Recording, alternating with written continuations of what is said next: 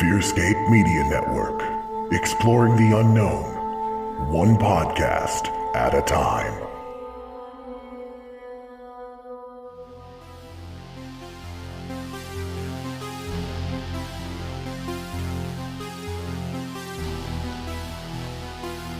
Coming to you from nowhere, a suburb of parts unknown, your ghoulish hosts for an evening of terror, Stefan Gearhart and Lance Wayne, the Misters of the Dark.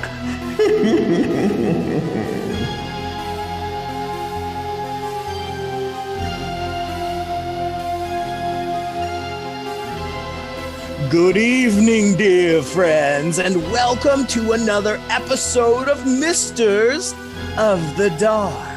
I'm your headmister, Stefan Gearhart. I'm your co-mister, the man with no name, Lance Wayne. And as always, we are beaming directly to you from nowhere, a suburb of parts unknown. Well, I hope you're settled in because we have a horrendous little number for you that is short. It's short. Hey, Lance, do you have any idea what the hell that sound is? Oh, yes. Allow me to explain. Do you remember how I recently went on holiday to that delightful little northeastern town called Innsmouth? Yes, without me. Well, that's neither here nor there. But while I was there, I came upon a street corner where a portly and scaly man was giving away his children. For free? Giving away his children? Yes, little tadpoles they were. So after last week's episode, I thought it was finally time for this man with no name to become a father with no name. Yeah, so I see. I'm afraid after just a few weeks, though, my little tadpole has become a large, gelatinous-sized creature of Lovecraftian proportions. They grew up so fast. Yeah. That's all well and good, Lance, but I'm afraid we can't afford another mouth to feed. We're already running out of body parts from the last kill, and I haven't even jarred up all of the internal organs yet. One step ahead of you, Stefan. All week, I've been leaving a trail of Popeye's chicken sandwiches that start from here to the village. Ooh, and they just so happen to attract the attention of a random sandwich-loving meathead that I've had locked in the basement all week. Wait, Brad McQueary from We What? That's great! But that's not the best part. I've also been forcing him to watch the same film on a loop in order to break his will so that he will become completely compliant to our every beck and call.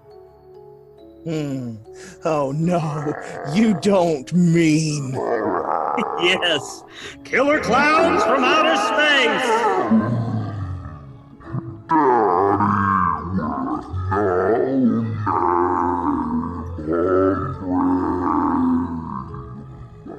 Okay, bring him out, Lance. Go ahead and bring out Brad McQueary. You didn't get his wife, did you? No, I wanted to go for the real... Oh, okay, the real goods. You know, that way when we kill him, at least Caitlin will be able to keep the YouTube channel We What going. So that's all that matters. So, hey, Brad, come on in. Listen here, you dirty sons of bitches. This is ridiculous. You said just watch a movie. I didn't know I was going to be locked in here for 3 weeks. I love you it. You got chicken sandwiches. Shut up. Yeah, well, the real kicker of all this is the fact that they weren't actually Popeye's chicken sandwiches, right? You guys just put wrappers around the chicken sandwiches we got in school. I was very upset. Listen, we may be serial killers, but we're not that evil. Yeah, okay? And do you know how expensive those things are? Okay, let me just tell you. I sold some of my mother's insulin to get those sandwiches. Wow. Okay. I sold some of my mother. Yeah. Guys, let me just take a step back here. I felt like I was being aggressive. Yeah. I was being unappreciative. That was just the shot collar. This opportunity. Yeah. The shot collar was a bit much, but that's fine. That's fine. That's okay. Hey, I didn't even know you were here till 5 minutes ago, or we could have had lots of fun. And see, that's where your partner here needs to keep you in the loop. Mm-hmm. He did 5 minutes ago. We're good to go. Excuse me. Wonderful. Yeah, and you got to watch one of the best movies ever made in the entire Made, Killer Klowns from Outer Space. On repeat. On repeat. I've only ever watched it once. Twice for me. Thank you. You're Thank a you lucky for this man. opportunity. Well, Thank you. all right. So like we said, forgive you. You are our latest victim. I'm a guest. Yeah, On the contract show. said guest. Yep, guest. It is French for victim, some say. But we wanted to talk about this movie, Killer Klowns from Outer Space. And the reason we picked Killer Klowns from Outer Space, which, you know, I know that back in the day we had talked about kidnapping you, so I'm kind of glad that Lance sprung this on me because you have a history of being a wrestler, and one of our favorite wrestlers was Doink. Okay, I thought this was going a different direction, but I can. No, Doink the Clown, and then Clowns, Killer Klowns from Outer Space. It's an obvious connection there, Zilla. You guys have seen the photos of the clown I fought in Frankfort, Kentucky, right? The one We with the don't taser? follow you. I don't know who you think you are. Okay, God, your scent is all we care about. Well, that and your YouTube show. That and your YouTube show. Thanks. Well, I once fought a clown with a taser. Hey, did you know, Lance, that one time Brad wrestled a clown with a taser? See I what he's did doing not. here. Is that now? You know, you're not making this up. It's not like people that say, "Oh, I fought a bear once" and all that stuff, right? Well, we did fight a bear once. He was a gay guy in the club. He was really hairy. Remember? So you're just taking my story and then retelling them to different people as if they've never heard them before? Well, yeah, because your life is a little bit more interesting than ours, so we have to twist a little bit. And we don't leave this place very often besides to get wonderful people like you. Just talk about movies with us. And you're just a tasty guy. Okay. You know, I get it. I drink a lot of bourbon. It marinates the meat. Oh, yeah. Oh, yeah. Yeah. Well, let's get talking about Killer Klowns from Outer Space. Killer clams from outer space. So let me tell you, I originally saw this movie when I was a small child. Mhm. So this came out in, what year was it? 88? Mhm. 88. So I was... Back when I was the baby with no name. you were the baby with no name, Lance Wayne. That's right. That's right. Dad had not named you. But I saw this and it scared the ever-living jujubes out of me. Most people say that it is the reason why they're scared of clowns, and I speak of the 90s one with Tim Curry. No, this movie, which came out years prior, is what facilitated my fear of clowns, who are nasty, stinky pieces of shit that need to die. Don't include Pennywise in that, man. He's a national treasure. He's an alien. Well, I guess he's these not a real guys are clown. He doesn't these count. are aliens too, I Yeah, guess. outer space to kill. Ugh. But these ones actually look Whatever. like clowns. Pennywise You is know- a big one.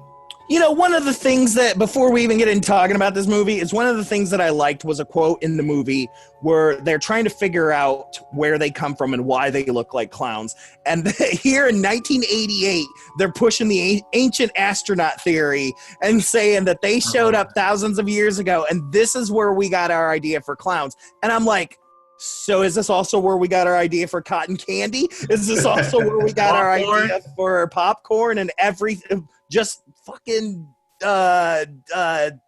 carnivals in general. And so, yeah, I guess so. I guess that's the key there. And creatures being born from popcorn. Ooh.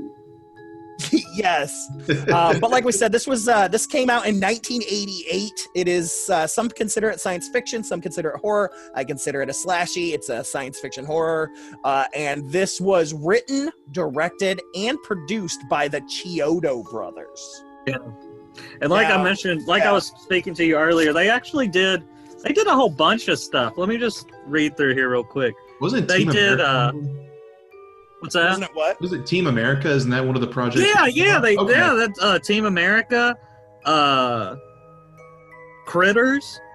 Oh, and also, yeah, I knew Critters. Yeah. and also, I heard about this actually like a couple of months ago. But then when I found out we were going to watch this, I thought I'd bring it up. But you all know that immortal Halloween classic, Ernest Scared Stupid, right? Dude, still scares me. Yes. Never seen it.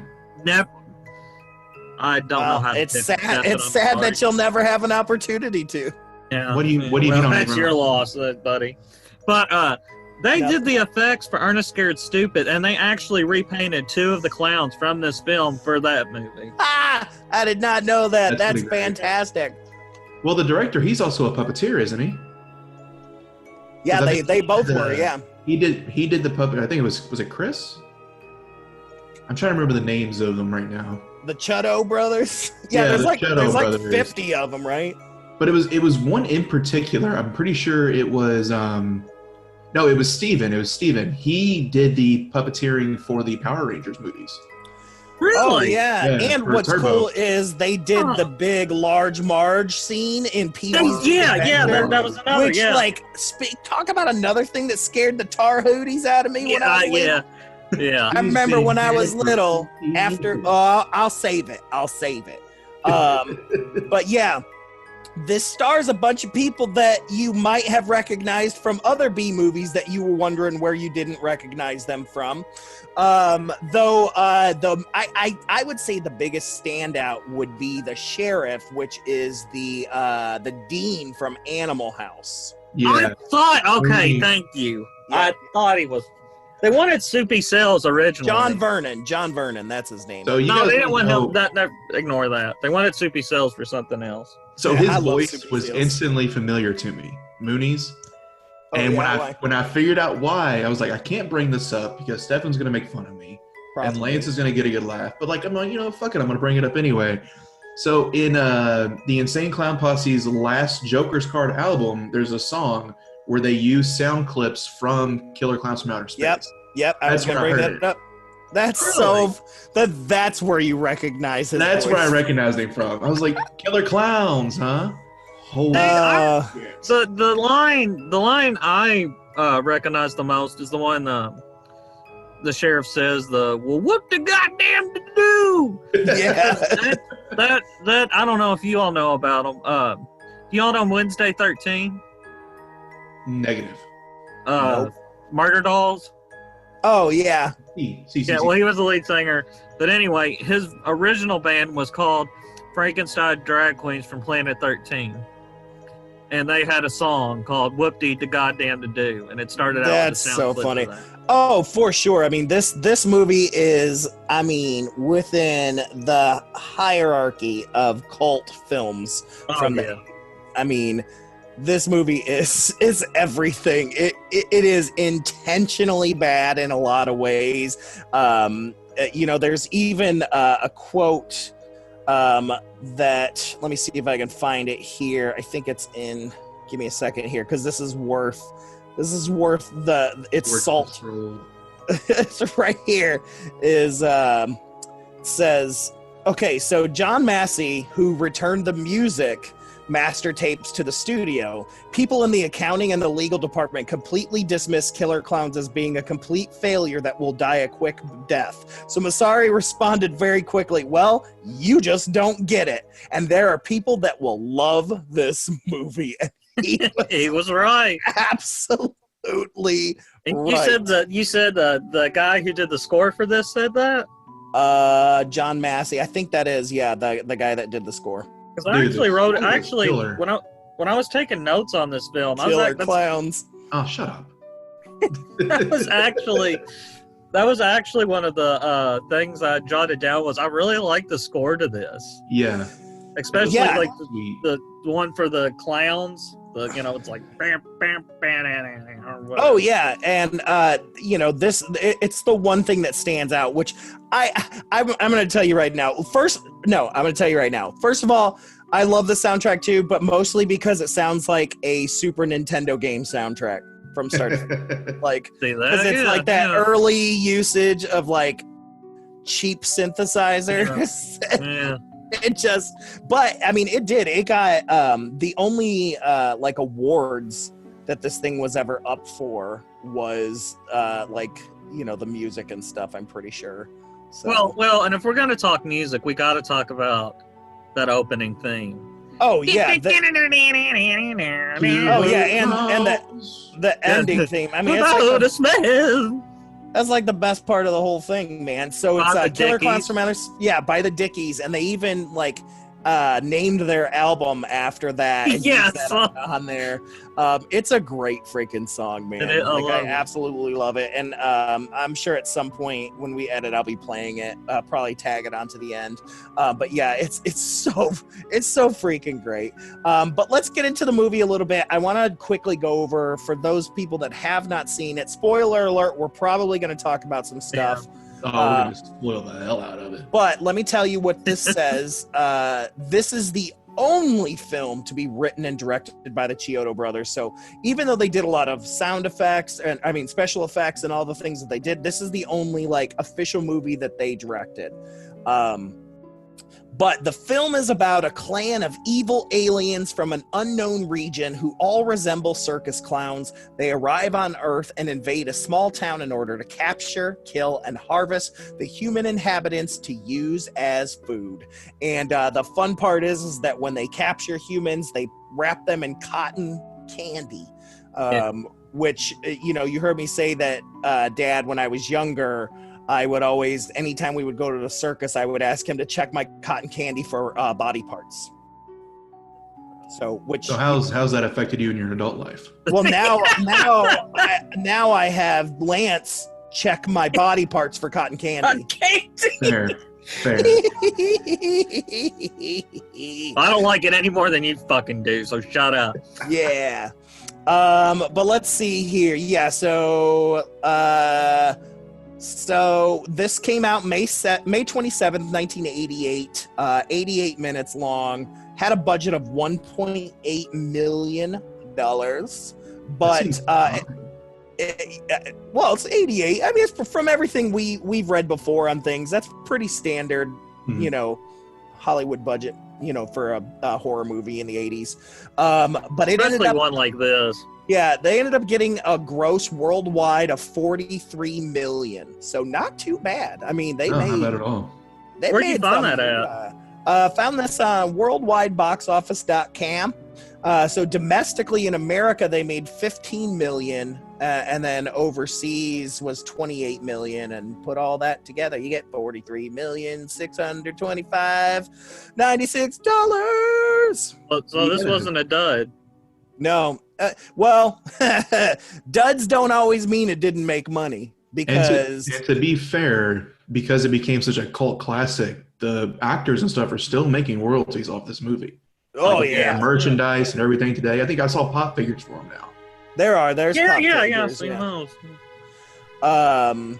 But yeah, it was released, like we said, on May 27th. And it kind of had a new life when it was released on VHS in 2001. So there was a big break in between, that the only way you could even watch this movie was on TV or cable up until 2001, or pirated. So, but yeah, it got a brand new life, and it was part of that when MGM came out with their home entertainment's Midnight Movies line that came out in 2001. And then came out on Blu-ray in 2012. So one of the early Blu-rays to come out, because it already had a huge following. And of course now, I think like 2 years ago, Arrow Films released a special edition of it that has like interviews, documentaries, auditions, bloopers, deleted scenes, the whole 9 yards. So cool. Yeah. And this film is hilarious, in my opinion. So you got your clowns, you know, like, that come down, and they're trying to eat people, but we've got our like our couples up out on the hill, you know, like making out and doing their thing. And I just want to go ahead and throw this out there, but I hate the boyfriend. I hate him. I Yeah, I like hate him in the end. the main boyfriend, and then you got this like creepy love triangle between. Yes, I have that written down. Love triangle. Her ex-boyfriend, who's a cop now. He's like a deputy or whatever. And I hate I swear to God, I detest. I have it written. I wrote it at least 3 or 4 times in my notes. I detest the friggin' ice cream guys. Oh, well, we will talk about them because I'm going to give you a reason why you should like them. Well, it's going to have, I mean, do they have, like, really nice boobs or something? Not in this movie, but in real life. I'll tell you why.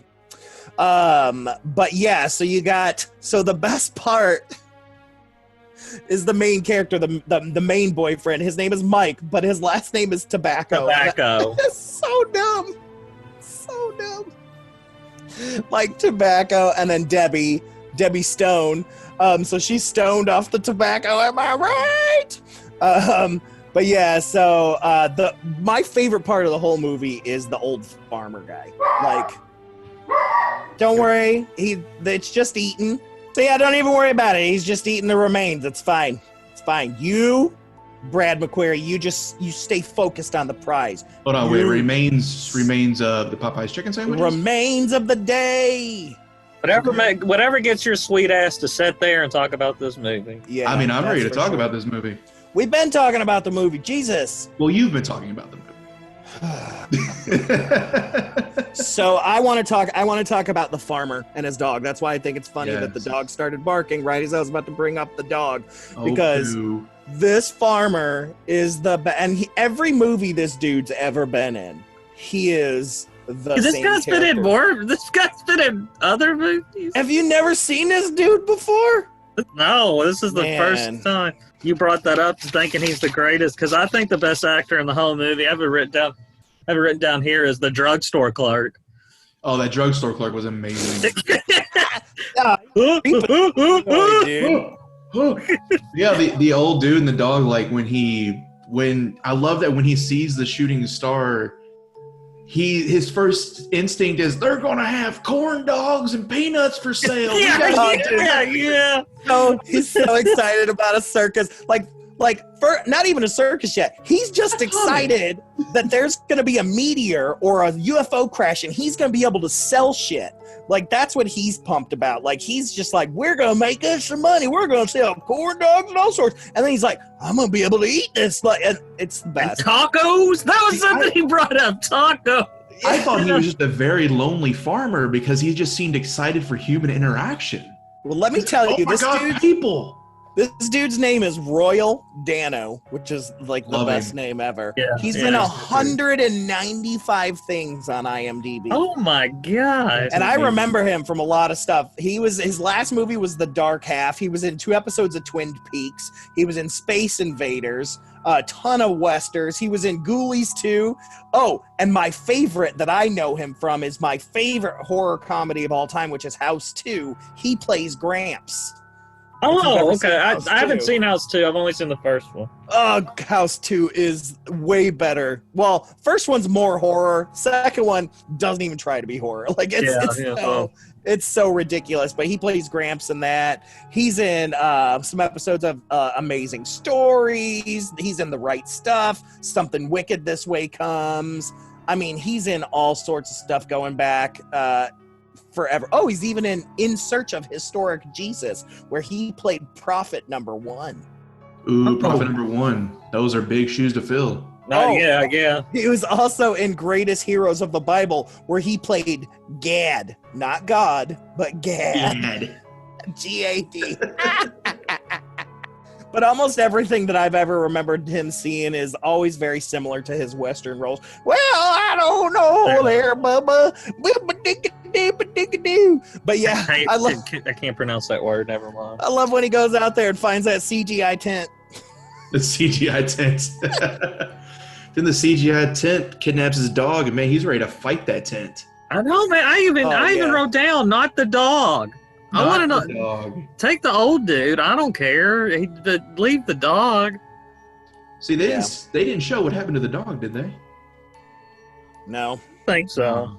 I think he was kept as a pet. But yeah, so I love this. I love this. And so to speak of what you were talking about earlier, Lance, was the what are they called? The Tauratzi Brothers is what they call them in the movie. Yes. So I want to talk about the Tauratzi Brothers real quick. So it's already funny because these guys are ridiculous. I mean, and they're ugly as all get out just in normal life. But they are this comic duo that like rent an ice cream truck and show up at Makeout Mountain up there to like and then like try to get laid by anybody that they possibly can. They're like, does she got any sisters or cousins or fat brothers? I mean, it's like whatever. Like they're going out whatever. And somehow they, more than anyone else that's showcased in this film, become like companions on this journey. Yes. I would have rather seen Mooney as the sidekick. Yeah, really. Yeah. I just love how they had like the two chicks in the back of the ice cream truck, and like, you said we could have as much ice cream as we wanted. Yeah, I actually have written down when I got this. I have it written down that says joke doesn't age well. Oh, there's a couple of those, which we run across that quite a bit reviewing old movies. Oh yeah. But real quick sidebar, there was a character in there named Bob McReed, was Christopher Titus. Didn't even notice that. I think he's the dude. I think he's the dude that walks across the street and he has the beer. Oh, that's just what the can says. Yes, it just says beer. I love when they do that in movies, man. I love it. Oh yeah, back when they used to use those generic cans and it was just white with like it just black says logo. whatever it is on it. Dude, that's one of my favorite things about Return of the Killer Jedi. Tomatoes. Return of the Killer Tomatoes, the second one with George Clooney, when they're like halfway, because they make fun of themselves through the whole thing, and they're like, yeah, well, we lost budget, so we no longer can have Pepsi and stuff. So everything after the halfway point of that movie is all that generic cans and little thing says cigarettes. Yes. Car. Gun. Shit. Right. But anyway, so the Terenzi brothers were played by Michael Siegel and Peter Lacassi. What's interesting about these guys is they were always a comedic duo that did things together. They were groundlings in the early 80s. Oh, really? With Interesting. Cassandra Peterson, Elvira, Pee Wee Herman, Phil Hartman, all of them. And in fact, there is, and I don't even know if you've ever seen this or not, but there is the Groundlings during that time did a kind of like a in 1984 they did a sketch thing, and I think they sold it at the place. It was just a VHS thing, this sketch comedy review. And so it's got Cassandra Peterson in it. It's got the Terenzi Brothers in it. It's got a Pee Wee Herman thing. It also has Scream Queen of all Scream Queens. Oh my God, my brain just stopped. Brinke Stevens, who's in a shit ton of 80s like horror movies where if there's someone who needs to take their shirt off, that's Brinke Stevens. You would recognize her. She was in Slumber Party Massacre. She was the main chick in Slumber Party Massacre. Yeah, Brinke Stevens. I wonder where you can find this now. It's on YouTube. Oh, it's on YouTube? Oh yeah, it's ridiculous. But they do a ballet together on there. But yeah, they were all in the same class together and show at the Groundlings. So these guys are like best buds with Elvira and all that stuff.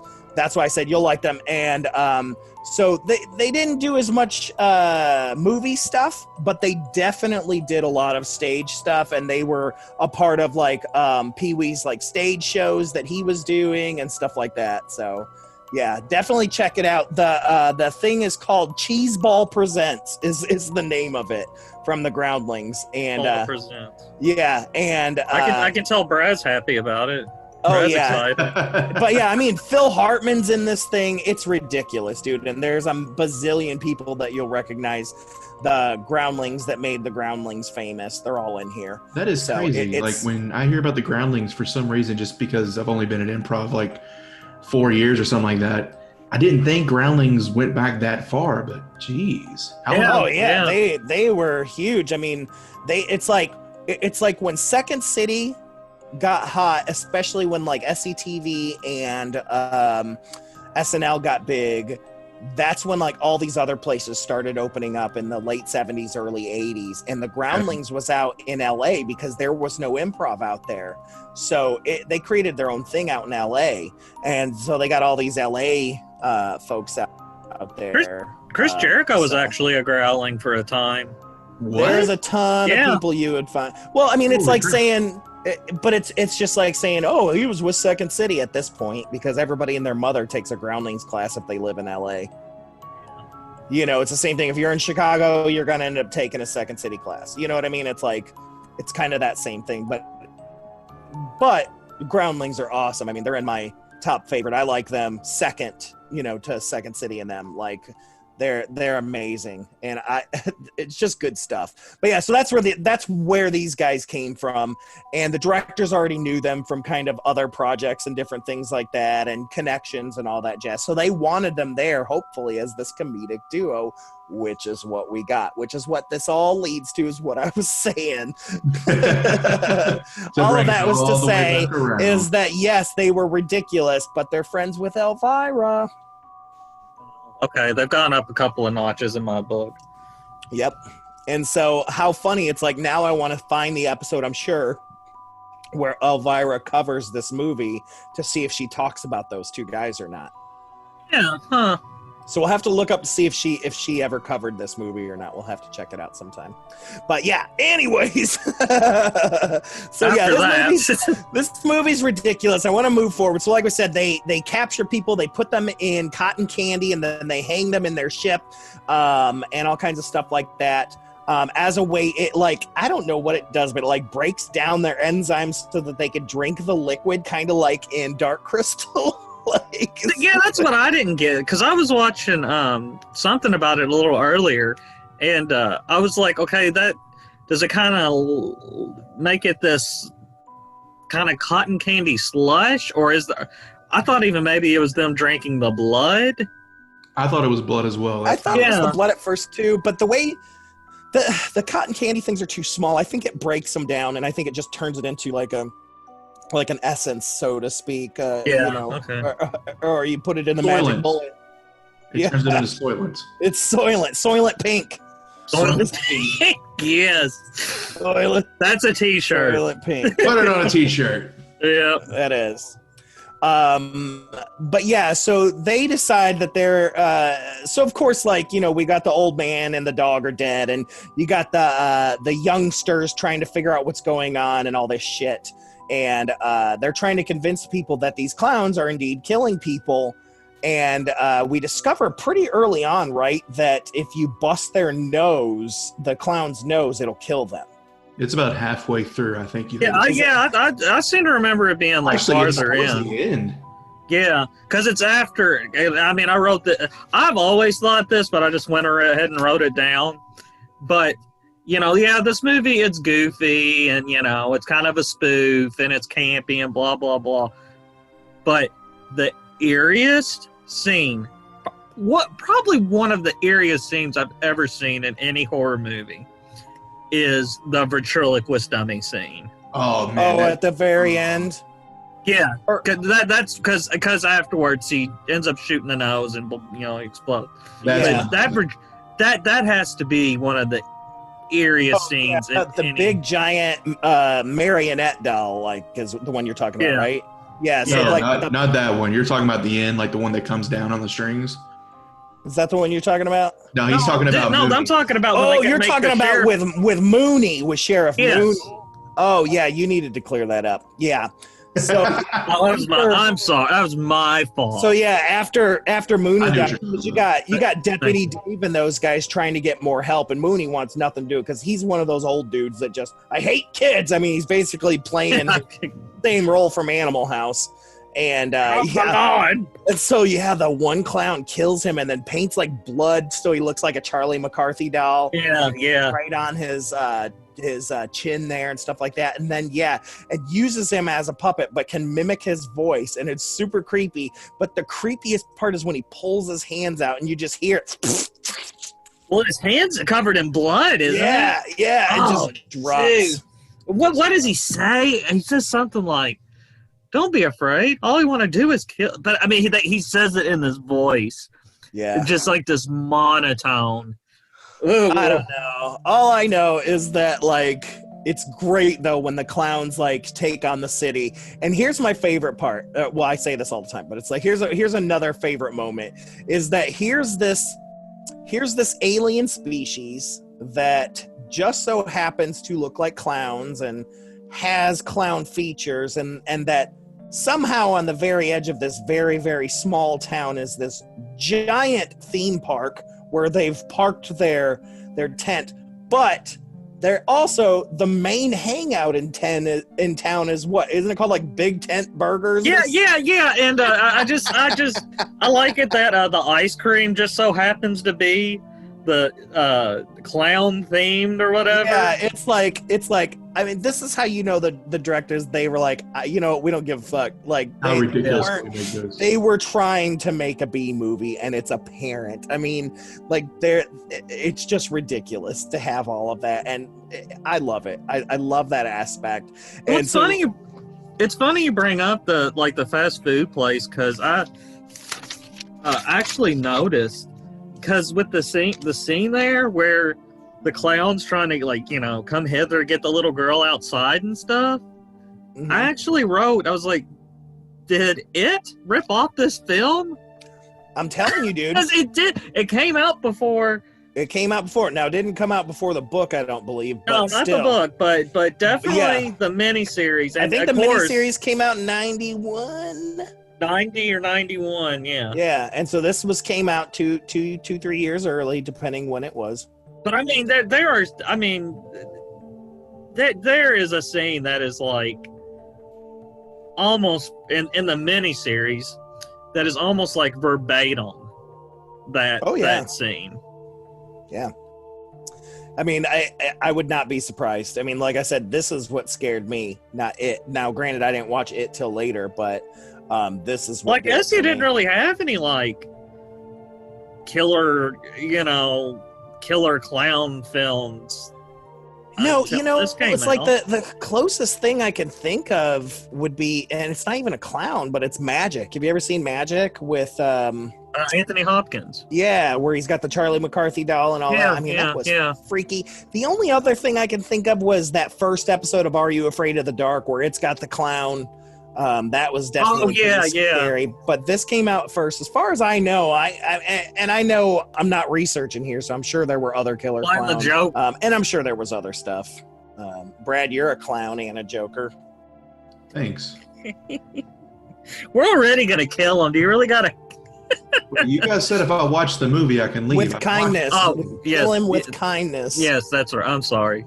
Kill him with kindness. But yeah, so like I love when the clowns go around the town and they've got their ray guns and they're just getting people left and right, wrapping them in cotton candy, and they bring in their car, and they essentially have a freaking parade. So Lance made a cameo in that. Did you guys see Lance's cameo? I did not. In the park, in the gazebo with the puppet? No. I even have, it's funny you bring that up, because I even have written down Lance cameo. No, I'm better looking than that perv. I even have, where is it? Guy watching puppet show, looks pervy, please kill him. So what's that saying about you, buddy? I don't know, because I don't look like them. It's so funny because, like, I love that idea that they have little Punch and Judy type puppets. And then, of course, it's extra funny when Mooney like pulls the one clown's hand right off. I even wrote down. I said, I enjoy this clown fucking around with this boomer. Yeah. some great kills in this though. I mean, especially because the townspeople are like, "Hey there, clowns!" Yeah. And then all of a sudden you get killed. But one of my like just one of the oddest things was the popcorn. I want to talk about the popcorn. So they've got popcorn that are these like little creatures or eggs, larva. I guess it would be larva. I actually was thinking, I was like, are these kind of like clown xenomorphs? Yeah, something. I mean, but I would say that they're definitely larvae. But like, I love the little clown's like walking by over my big tent burger, and he's like, "Oh, look at that! There's a dumpster. I guess I'll put some popcorn in there because people are gonna be digging in a dumpster." But then the guy does. And so, he gets pulled right in. Intentionally dig in. He just heard something, and like any kind of idiot in the 80s was like, I'm going to investigate this strange sound. Oh, yeah. And then you got old girl when they got bigger and they were like snake creatures or whatever, looking like the three demons that like told Freddy he could be Freddy. Like, when we get to that house scene had my biggest laugh of the entire movie. Well, go for it, man. What? Oh, man. So when she's like running from all the clowns and she goes to go out the window, and those fucking clowns are there at that little trampoline, I died. That did it. Oh, yeah. I was like, this isn't even a horror movie anymore. This is straight parody. This is it is. We're big fans of black comedy, is what they call it. That dark humor, just horror comedy is so fun, and that is definitely We haven't addressed though, like just and I don't know. I'll say in my opinion, but I have a feeling, and this is universally, this is like. Everybody thinks this. The best scene, kill, whatever you want to call it, in this whole film is the shadow puppet scene. Mm-hmm. Oh, yes. Where he makes the T-Rex. Yes. Shadow puppet and eats a person. Oh my God. Oh man, it's just like all of cinema was leading up to this one moment. And that's what it took for the fucking deputy to finally be like, yep, this must be. Yeah. Something's going on here. Something strange going on. All right, I don't wanna go too far yet because I want to take a quick ad break. But Lance, when we get back, I want to give Brad a quick break so he can go to the bathroom because, we don't like defecation after it's all done. Ugh. So we're going to have to go to the bathroom, and we'll take a break, and then I want you to do some horror news, and then we're going to talk about the end of this movie and some other things like that, okay? So, quick break. We'll be right back. Fearscape Paranormal Podcast, part of the Fearscape Media Network. Prepare to be spooked. New episodes every Wednesday on all major podcast platforms. Find out more at fearscapepodcast.com.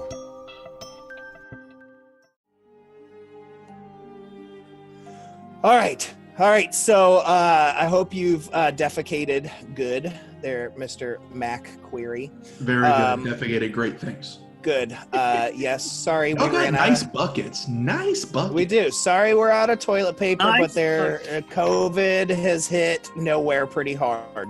It's okay. I found some loose, dark hairs like substance just hanging around. So I use Yes. that. I don't know. That's Victorious. Who? I thought you let her go. We did. We gave God her a bless her. haircut.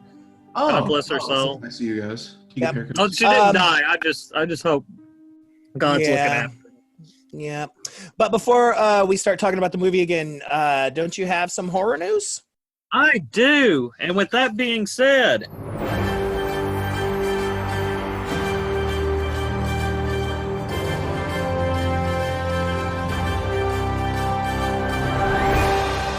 this is the man with no name, Lance Wayne, Anchorman of the world, giving you the latest in horror news. First up, let me just say before I start this little slice of news, let me just say it's about damn time. Yes, John Carpenter to receive Fantasia Festival's Lifetime Achievement Award. Wait, this hasn't happened? This is like George Romero not having a star on the Walk of Fame. What the hell? Don't get me started. But according to iHorror writer Waylon Jordan. I thought you were going to say Waylon Jennings. I was about to myself. Montreal-based Fantasia International Film Festival has announced that it will present John Carpenter with the Lifetime Achievement Award during this year's virtual edition. Past recipients of the award have included John Landis. Don't care much for him. Oh, what? I love John Landis. I like his film. I don't like him as a person. That's yeah. But Thriller and American Werewolf in London, that's all you need. Yeah. Well, and Blues Brothers, he did that, didn't he? Well, yeah. We only talk about horror on here. Right. Oh, it also says this year's festivities will also include a tribute panel to Stuart Gordon. He directed Reanimator. Oh, yeah. But Stuart Gordon, who sadly passed away this year. Panelists for the tribute include Gordon's frequent collaborator. I hate when people die of natural causes, man. I'm not going down. What's that, bro? That's a really weird way to word that. What do you mean natural causes? You're saying unnatural's fine? Well, yeah, that's cool, man. You at least got a cool story to write. But like when you're just sleeping and you just go boring. All right, but anyway, let's see. I'm trying to see when it ends.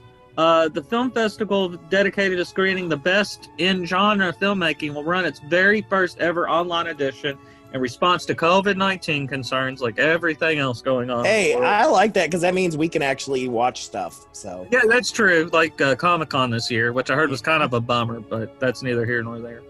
But it will be beginning August 20th through September 2nd, 2020. So yeah, good on you, John Carpenter. You deserve it. Now, way to go, baby boy. Way to go, baby boy, baby girl. baby boy. This has been the man with no name, Lance Wayne, Anchorman of the world, with the latest in horror news. Yes, sir. Thank you, John Carpenter. We love you. We love The Thing. We love... Congratulations. We love Halloween movies. We love... Escape from New York. Escape New York. Not from L.A. We didn't like that one. We also like your vampires movies. Those were good. Yes, you did very good. There is no category for horror movies in awards right now, right? Not in the Don't they get put in like awards. drama or something? Yeah, not like an Oscar or anything. Yeah, I mean like Saturn film awards and stuff like that. There are. So we need to change that. Sign the petition. Change it now. The John Carpenter horror has always been considered odd. That's why it's a huge big deal whenever a horror movie even gets mentioned, like Get Out, or Exorcist, or things Get Out like was that. nominated for drama. Yeah, it got nominated for Best Picture, and that's really rare. It's really Silence of the Lambs won Best Picture. Yeah, so it's a really rare thing. I mean, but they couldn't even. I was actually watching a documentary. I can't remember. May have been Eli Roth's History of Horror, but they were saying a good documentary. Oh, it's really good on Shudder. Everybody, check it out. Season 2 and on October. I want to say this as well. He also does a podcast version of that, and he interviews other people like Stephen King and stuff like that. It gets even deeper in. But they mentioned, Silence of the Lambs winning Best Picture, and they said that the Oscars wouldn't even call it a horror film. That it was they wouldn't call it anything but a thriller. Yeah, a thriller. But yeah, I mean, most of the time, if horror even gets picked up, it's either a musical score or makeup and special effects. Yeah, that's it. But let's get back into talking about Killer Clowns from Outer Space. I want to jump back into this because we're getting, I want to talk about the end of this movie here real quick. I know right before we left for the break, we talked about the dinosaur shadow puppet, which is funny because then, of course, we get into the carnival area where there's those dinosaurs everywhere, which is, funny in itself. When I saw that, that's when I really was like, yeah, these dudes did Pee-wee's Big Adventure. Yeah. It wasn't when I saw that, I was like, yeah, they definitely had their hand in that. But yeah, you got your wrecking crew. So you got Deputy Dave, you got the main boyfriend Mike Tobacco, you got the Terenzi brothers trying to go after because the girl Debbie or whatever got kidnapped. Yeah, she's in a balloon. Yeah, she's in a balloon. I don't know the difference between the balloon versus the cotton candy, like why they're putting some in the balloon. I think she was meant to be like the next pod for the seed of the clowns in order to expand their race. Kind of like that crossed my mind also. Yeah. She is the queen. You're smarter than you smell. What? Yeah. Much smarter than you smell. But Yeah, so they go in there. They go into the big tent with obviously the thingamahoochie, the thing, you know. The thingamoochie thing. I know yeah. exactly what you're That talking thing is about. scary. The spacecraft, which is the tent. But yeah, they got to get there, taking the ice cream truck and all kinds of stuff. One of my favorite lines is like, they're like, "Oh, we got to be careful. It's a rental." Yeah. I wonder how much of this, I mean, like, how many of those lines were actually like improvised? Because like when you hear it, you're like, I feel like they took liberties on like some of those lines. For sure. Oh For yeah, sure. I guarantee it. Oh, and that one that one kill that turned them into it almost looked like cherry pie, like filling or Yeah, like, actually, whipped cream yeah. and stuff. But then there's I like actually body wrote parts down. sticking out. Actually wrote down killer pies. It's fucked up. Pie. But what I want to talk about more than anything is the inside of the spacecraft, and this includes their little clown car as well. But is the spacecraft itself? This whole place looks like if you turn off the lights, it's gonna be black light glowing, and then there's gonna be kids playing laser tag in it. Oh yeah. That's all. I feel like laser blades. it's like laser blades, like any of these laser tag places, all like have that neon, like sci-fi look, and that's. That'd be such a cool idea though, because I've actually, you can watch the walkthroughs on YouTube, but at Universal Halloween Horror Nights, they've had a scare zone and an actual hunt dedicated to Killer Clowns from Outer Space, and that would actually be like a really cool, like something they could do where you could like go through tag. and like you know, people come out, jump out at you, like dressed like the clowns, and you shoot them and stuff. Like, and their sensor is only the nose. Like, Yes! Headshots only. Oh man, but yeah, so they end up getting old girl out, which she's apparently been in this balloon forever, but she's like, I couldn't breathe in there. I'm like, bitch, if you couldn't breathe, you'd be. She was dead. in there for Trust me. 45 minutes. I've suffocated people before. I know exactly what it's like, what it looks like. So. Yeah. So, but they go in there and like we see the clown drink, and he's got his little curly Q straw So cute. and all that stuff. And but the coolest part for me was the big bad guy that comes down in a marionette. The Mecha Clownzilla. Oh Yeah. no! Let me stop you right there. Let me stop you both right there. Well, okay. I wrote down. This is a gem. I don't even know if I should be giving it away on this podcast. No, give it away. Do it. I wrote Angry face. Clownzilla or Clown Kong. Clownzilla. Clownzilla. Definitely a Clownzilla. Which is interesting since we have Bradzilla on. Yeah. Are you guys related? Yeah, it's a relative of yours? Yeah, so my lineage goes back pretty far. We technically our Earth species came from Scotland, but prior to that, we came from District 12 of Allion 3, which is where my 16th cousins reside. And that guy you saw at the end of the movie, that's actually my great nephew. Oh, so you're kind of like you're kind of like one of a kind. Duh. It's a shame we have to kill you. What? You guys said I could leave. I finished the movie. I am reviewing it. You said I can leave. It's in a contract. I signed You it. can never finish this movie. This is one of those movies that it doesn't end after you leave the theater. No, it gets rewound, and then you watch it again. Okay, I'm going to be honest. After watching this movie, so my best friends, Robbie and Brittany, are obsessed with this movie. Obsessed. Because it's a great movie. After I watched it, I have been hesitant to talk to either one of them because I know I'm going to tell them something they don't want to hear. Well, here's the thing, Brad. I'm going to tell you this. First of all, this is one of those movies that is A, a cult film, and B, it is nostalgic. So I'm going to watch it again. Either you watched it when you were a kid, and so you have nostalgia for it, or you watched it, say, like during those college years, and you watched it with a group of people, and so it has that like that memory of like everybody making fun of it and having fun, and it's a thing. If it's something where you've watched on your own, like we made you do, a lot of times these movies aren't that great. Like The Baby, for example, like we did on the last episode. I feel like had we like, you know, like sat down with a big group of friends and watched it, it would have been absolutely hilarious, and we probably would have had a different response to it. I don't know. Maybe. When That's I a look big back, if.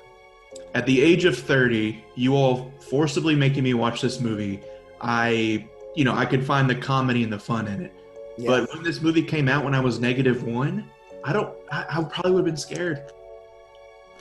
As a kid, for I sure. I didn't watch it till I was 20, like at least 24. Yeah, I mean, when I saw it. But I want to continue to talk about the Clownzilla, because the cool thing about Clownzilla, which, again, this is like some, 3-story creature, giant clown alien thing. It was actually, it was played by one of the Chiodo brothers, Charlie Chiodo. So that's pretty cool. But yeah, they always called it Clownzilla or the King Clown. JoJo at one point, didn't they?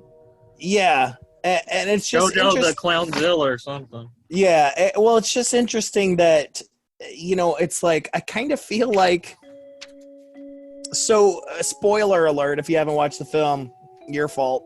That the deputy who everyone else runs out, and the deputy gets picked up by Clownzilla and then just takes his badge off and pokes it with the sticky point into the nose.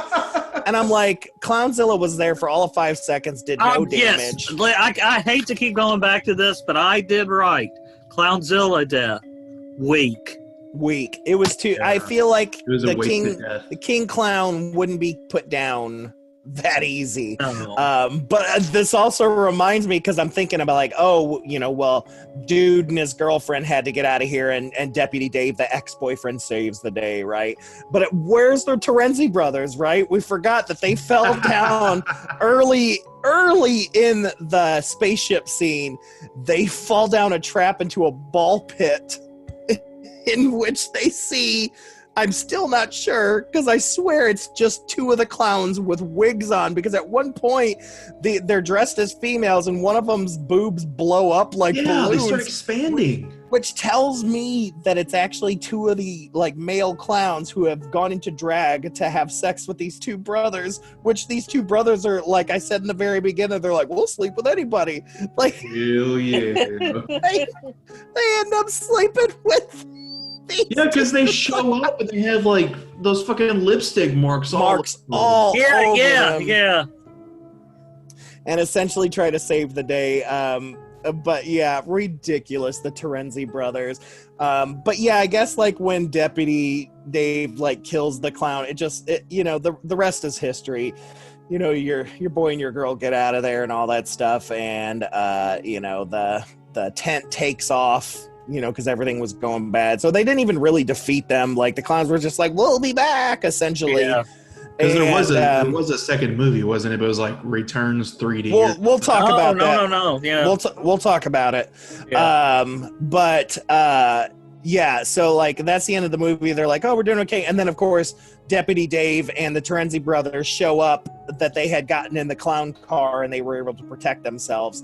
Because apparently in the first screening, Deputy Dave does sacrifice himself and dies, but the test audience said that they wanted a happier ending. Yeah, they wanted on a more upbeat ending, which I did right. In a freezer. I did right. Dave and Ice Cream Guys live. Bullshit.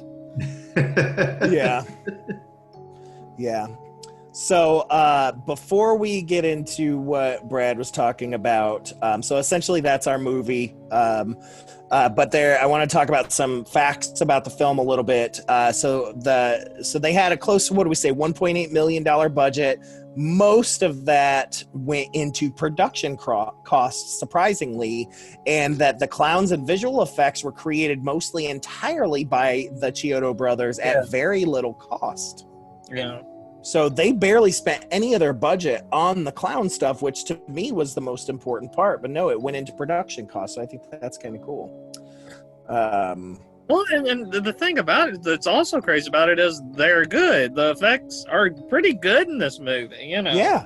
Even, at some points, definitely the suits look super rubber. And then at other points, it doesn't. But most of to their charm. Yeah, exactly. Most of the practical effects back then were because it was either stop motion, puppetry, or a rubber suit, all representing a singular character, right? And so that was definitely happening. Well, I read that Clownzilla was actually before they did the whole, almost like, a Godzilla film where they had the dude in the suit or whatever, that Clownzilla was supposed to be stop motion. Yeah, but they decided to do the clown in the suit, So there are some very, very interesting similarities between this movie and the 1958 version of The Blob, which someone had pointed out. Both of them have a first victim who is an old man living in a cabin that has a dog. Yeah. Both movies have a good guy cop named Dave who does not believe the young people, and a crabby older cop who seems to have a grudge against the young citizens. Oh, wow.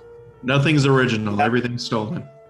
Yep. And of course, Brad, you already pointed this out, that Insane Clown Posse sampled dialogue from this film for the song The Staleness on their 2002 Joker's Card album, The Wrath of Shangri-La. A dope song.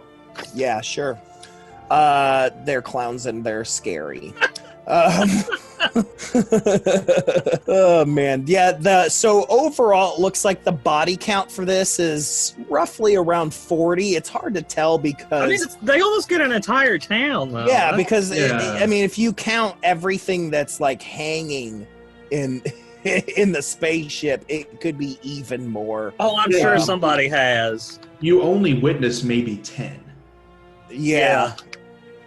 So they have like a whole little montage where they're just taking out people. Right. And so that essentially has led to the number of 40. So is kind of where they got that. So of course this film is considered a cult classic. Rotten Tomatoes gave it an average score of 78%, which is better than... my mind was blown by that. That's because some of the movies that we love, they're like, it's 38% or something. But yeah, the site's consensus reads that Killer Klowns from Outer Space promises darkly goofy fun, and more often than that, the movie delivers. So definitely, and of course Leonard Maltin, he doesn't like anything horror. Yeah, he declared the movie a 10th rate bomb.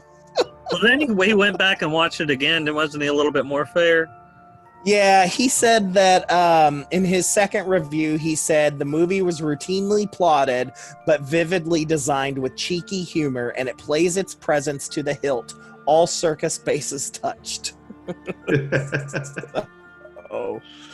but did all overall, people, love this film because they know what they were getting into. You know what I mean? Like, it's like you don't expect that. Right away that this movie is not meant to be The Exorcist. It is meant to be something ridiculous, especially in the late 80s after you've already had things like Critters and stuff like that come out. It's like we're already in there.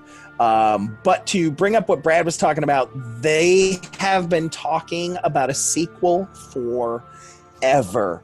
In 2012, the Chiodo brothers talked about that. They even were talking about having it released in 2012. Obviously, that never happened. But the premise here was great because you had Grant Kramer, who I believe was Mike Tobacco. Yeah, so he was Mike Tobacco. So they had him, and he was going to be there. His character was going to return as the town drunk that nobody believes. Yeah. So that apparently everyone came out of these cocoons and didn't remember anything. His character would serve as a mentor to young street performers who have to fight the killer clowns when they return. So I would have watched the shit out of that.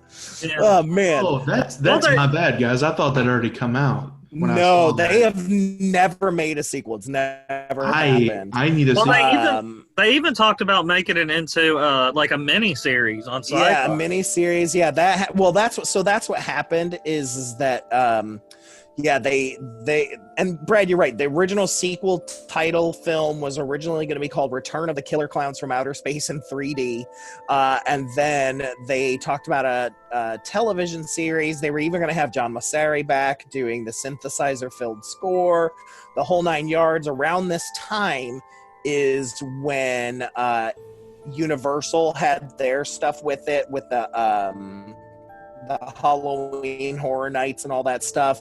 And then in 2018, Sci-Fi acquired the rights for Killer Clowns from Outer Space and the Critters franchise to produce new sequels. Now, we've already seen new sequels for Critters.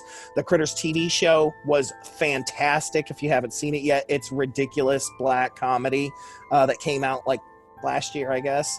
But at that time, a year later is when Disney bought 21st Century Fox, who owned all of that, and put the nix on a ton of horror projects.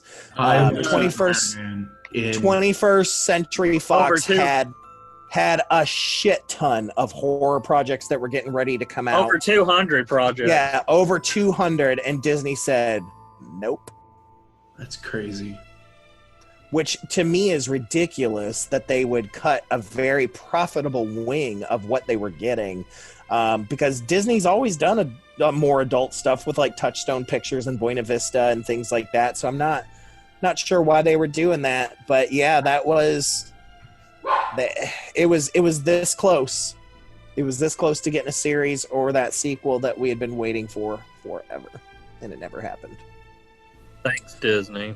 So, well, that's Disney, unfortunate. Yeah, I guess if it's not Star Wars or Marvel, it's just not going to happen. Wonder if a lot of the ideas from the Killer Clown sequel got kind of transitioned into The Mandalorian. Mostly, yes. Baby Yoda was originally a baby killer clown. Yeah, I mean, it was a baby killer clown. And that tobacco dude was looking after him. Exactly. He was kind of like a bounty hunter.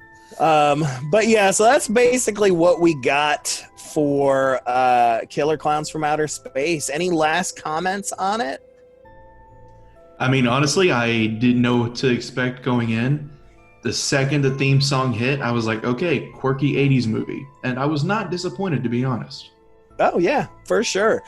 So what we like to do, Brad, is we like to rate each of these movies on a 5-point scale in terms of a horror movie. So this definitely fits into the black comedy genre there, which is fun for me. It does everything that a cult horror film does, but on a legit horror scale, as an adult, it doesn't even try to scare me. Now, as a little kid, it scared me. But even the teeny boppers weren't getting scared. So on that, I have to say I'm going to give it a 3 stars, because at least it makes me laugh. Scared me when I was a kid, enough to traumatize me to have dad check every cotton candy for body parts. And I love the makeup design. I love the music. And I love 80s horror movies. So it gets 3 stars from me. Well, I was just gonna honestly, I agree a lot with Stefan. It's 3 stars from me. I don't know. I think horror is like anything else. It's subjective. You know what I mean? Mm-hmm. This movie may terrify my parents. You know, I don't know, but I mean, it's a fun little romp. It doesn't.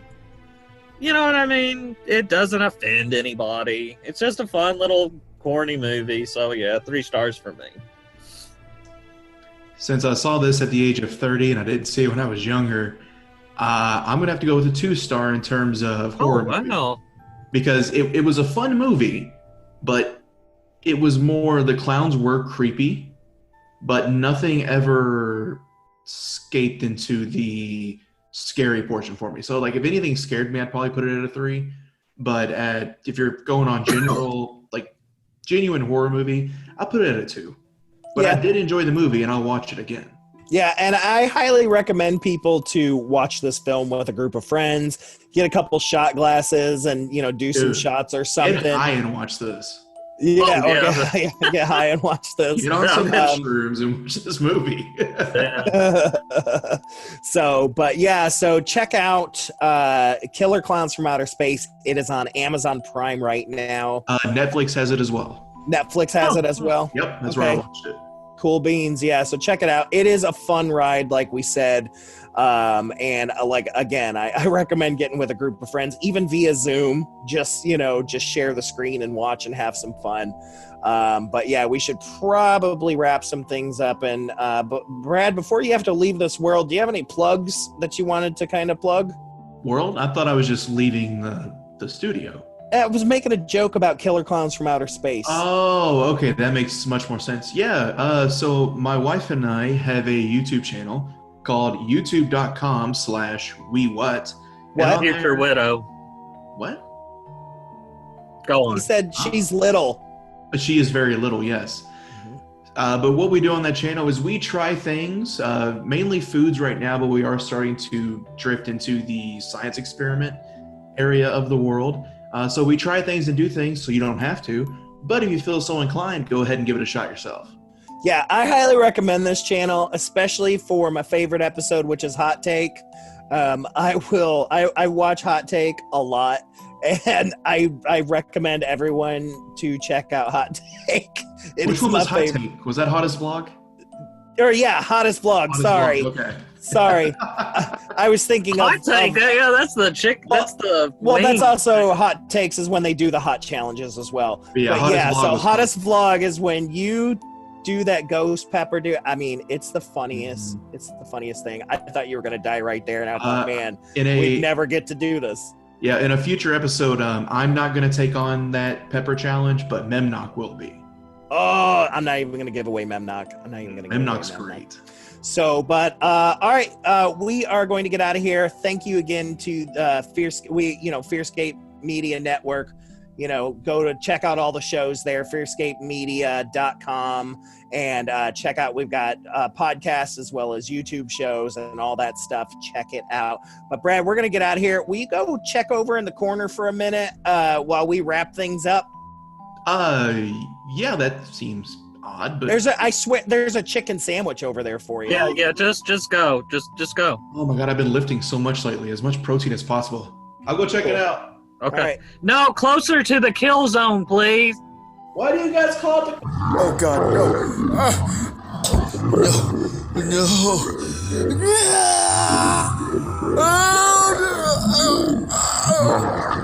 And with that, dear friends, we come to the end of another sizzling, sinister episode of Misters of the Dark. As always, thank you for listening, and thank you to Corey Adams and Ashley Jones Adams for good new theme. And as for Brad McQueary, well, you could say we're bidding him a fondue. Open up, Junior. Here comes the choo-choo from Uncle Stefan.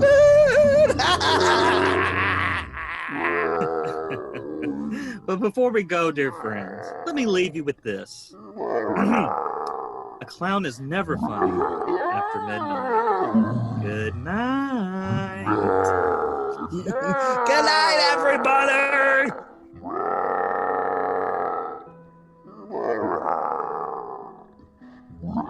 Yeah.